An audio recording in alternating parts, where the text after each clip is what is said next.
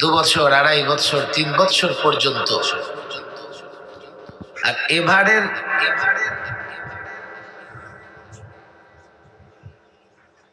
অবস্থাটা এমন ছিল, যারা জেল খেটেছে শুধু তারা জেল খাটে নাই,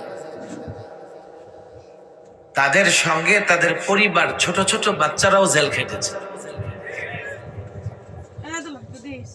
যারা জেলে ছিল, সাধারণ জেলে থাকে নাই, তাদেরকে ফাঁসির সেলে দিনের পর দিন 24 ঘন্টা তালাবদ্ধ করে রাখা হয়েছে।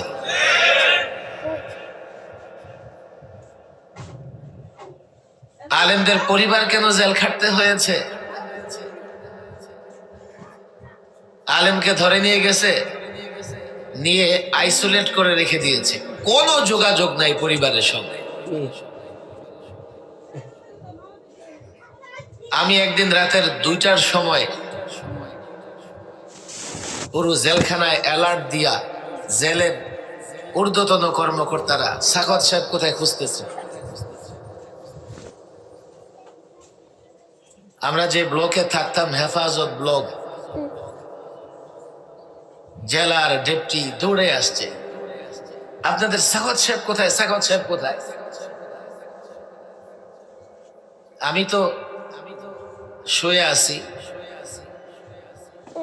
আমাদের কামরায় মাওলানা আতাউল্লাহ আমিন এবং মাওলানা জুনায়েদ আল আলিফ সাহেব ছিলেন। তারা বলেন কি হয়েছে? বাহিরে একটা কথা ছড়িয়েছে, আমরা নাকি ওনারে ভারতের হাতে তুলে দিয়েছি।